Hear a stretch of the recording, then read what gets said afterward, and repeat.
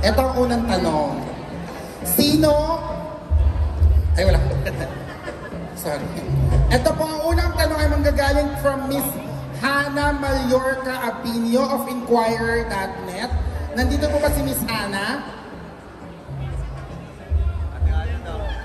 Miss Hannah, kung nandito ka, napapalibutan ka na. Ayan. Ayan po si Miss Hannah. So, ang tanong niya po ay para kay Sir Ruru. Yes, ito po ang tanong. If you travel 50 kilometers... Ano ba ito? Joke. Hindi pala yun. What? Ay, English? Oh, English ka sa English ba dapat? English? English eh. What have you learned about yourself while portraying Lolong's character and why? Hindi, walang and why.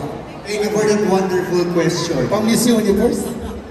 Hindi, siguro pinaka-natutunan ko dito, hindi lang sa pagiging isang aktor na gumaganap bilang si Lolong, kundi bilang isang tao.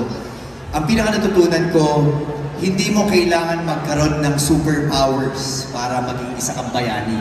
Kumbaga, as long as nakakatulong ka sa iyong kapwa, sa iyong pamilya, nakakapagbigay ka ng inspirasyon sa maraming mga tao, bayani ka na. Yun, I guess, yung dadaling ko habang buhay sa paggawa nitong programa ito. Oh, okay ka ba doon, Hannah? Joke lang, mahal ka Inquirer. Ang next question ni Hannah ay para naman daw po kay Miss Rochelle. Diba? Kasi ikaw lang daw yung may sarong. Joke lang. Ayan. Ay! Eto, yun sa'yo Tagalog. Mababato ka na lang ako dito. Ba't di ba sinalang itong baklang? Naging trending ang inyong pagganap bilang Amalia sa Pulang Araw. Yes, palakpakan muna natin si Miss Rochelle doon. Grabe. Diba? Ayan. Ngayon ba na-pressure ba daw kayo na tapatan o higitan dito sa Lolong Season 2? Oo naman. Aaminin ko naman na pressure ako.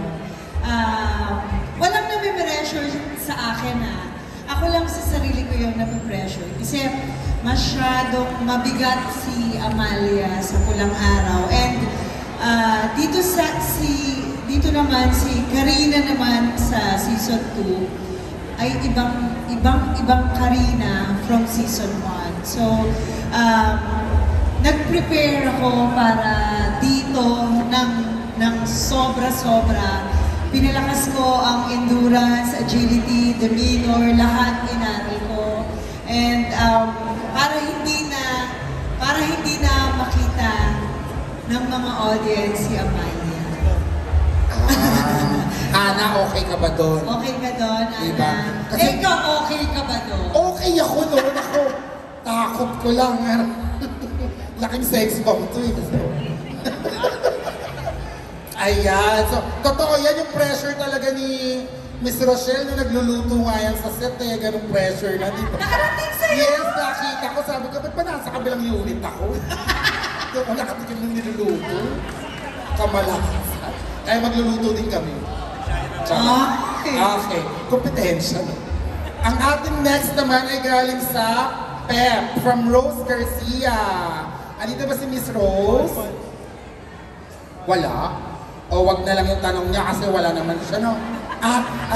May sakit. Joke lang.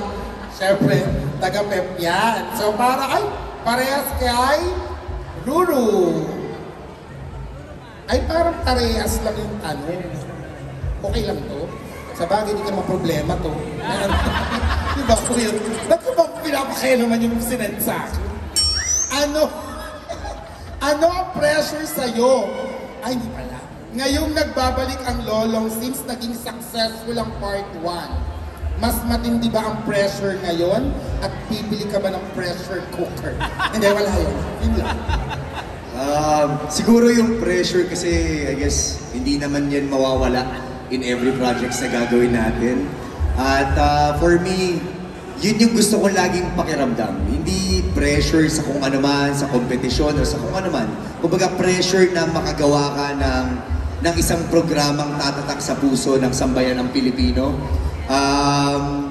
Siguro yun yung lagi kong gustong pakiramdam dahil ayoko rin ng makakampante ka na parang hindi mo na pag-iigihan yung mga ginagawa mo. So, dapat laging parang laging kasama yun sa bawat proyektong gagawin natin. Miss Rose, kung naririnig mo to, okay ba sa'yo? Siguro masaya naman si Miss Rose. Ito naman yung next niyang question. Talagang puro sa'yo lang. 2024 was such a good year for you. Anong expectation mo ngayong 2012? Ayan, naman siya. May langaw sa mata. Ganyan tagamit tayo kasi. Sorry. Word vomit. Pasensya na po kayo sa mga kumakain po sa Doki. Sorry po. Ano ba yun? Kumakain ba kayo? Charot. Ito na nga, 2024 was such a good year for you. Anong expectation mo ngayong 2025? Walang duda na isa ka na sa pinakamalaking artista ngayon ng GMA Network. Aba? Maraming salamat naman po. Hindi, noong 2023 pa lang, o 2022 pa lang, nung ginagawa namin yung Lolo, sinabi ko sa sarili ko na, grabe, 2022 yung pinaka magandang taon na dumating sa buhay ko. And then dumating yung 2023, ganun din yung nasabi ko.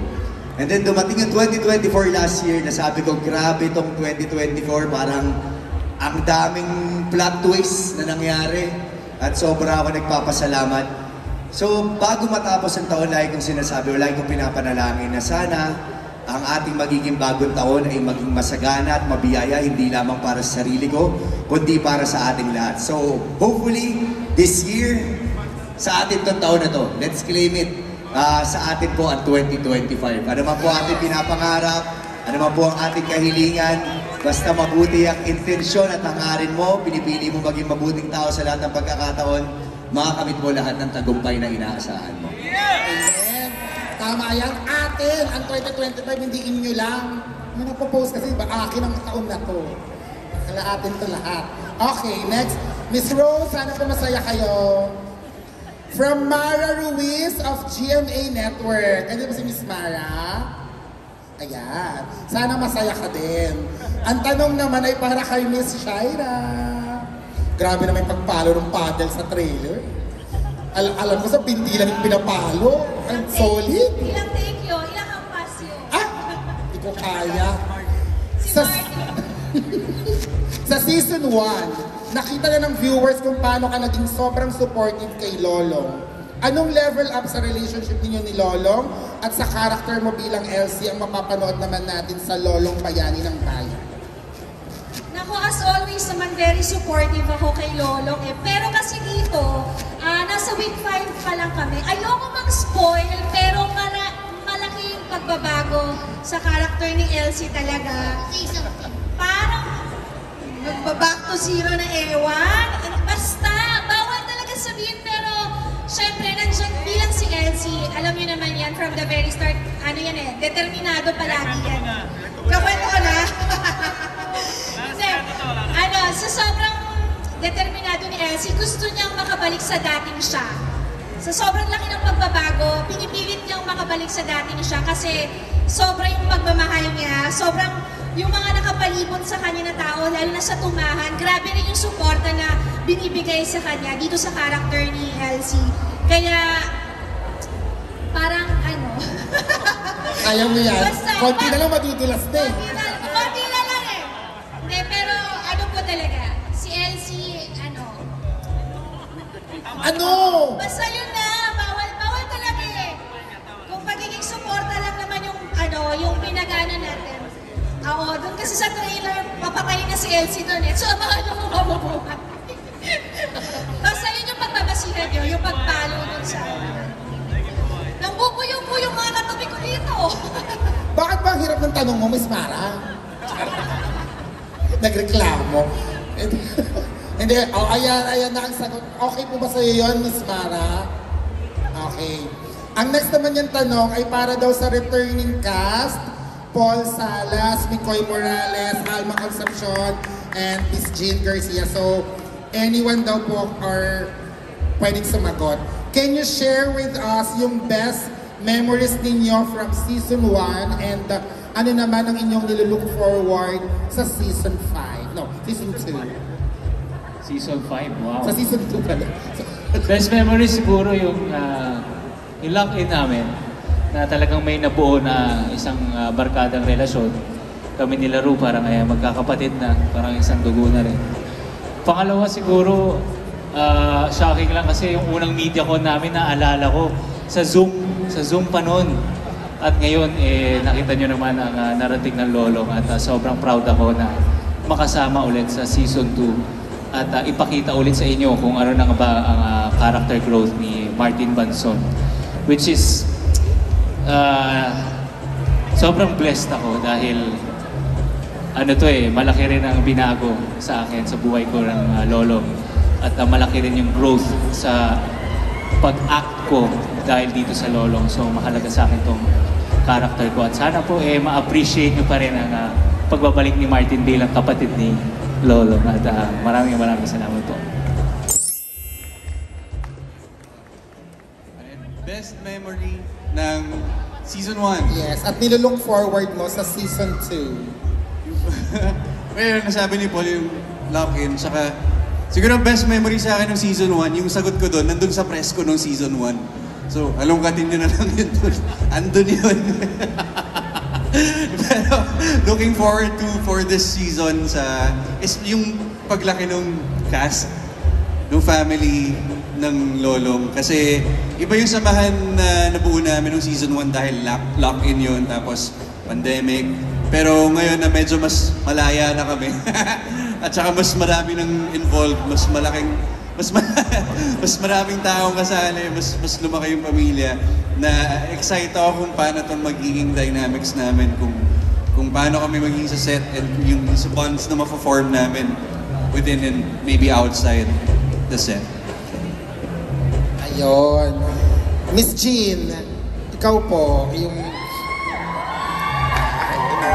Sa lahat, ako, very memorable sa akin is number 1 talaga is yung magandang samahan na nabuo po ng pamilyang Lolo. Yun ang number 1 na very, very memorable. Yun sinasabi natin, nag-lock-in kasi kami. So, ang bilis naging close ng bawat isa. Yung kain namin na together, yung day off namin, hindi pa pwedeng hindi kami makikita sa rooftop. Yung pag-e-exercise, kasi wala na kaming gagawin pag-lock-in, diba? So, ang namumuno niyan ay si Rochelle, ayan. Tapos, syempre, ang mga boys kailangan, diba? Dahil palagi silang mga nakasando at may mga dala silang mga dumbbells, ganyan, na malalaki na minsan sa ilalim ng namin, ng hotel namin, maririnig mo, bug! Ay, may nagpo-bowling pa sa taas, nag-e-exercise pala ang mga boys, diba? Sayang wala ka nun, kung nandun ka may excite ka. iwan pa dito Oo, wala silang mga pagtaas, ganyan, nakasando. sa mga Diba? kwento ng memory ng Season 1, nakatakin, Oo, tapos oo, nag-e-enjoy yung oo, mga oo. lalaki. So itutuloy namin yan. Bakit? Kasi ayan ang dami namin. Diba, isang pamilya ulit ang buuin namin na kasama ang mga bagong artista natin. And we are all, I'm very, very excited and looking forward na makatrabaho sila. Ayun. Miss Mara, okay ba sa'yo ang mga kasagutan? Miss Mara, okay po ba yon? Thank you, Miss Mara. Ito naman para sa mga bagong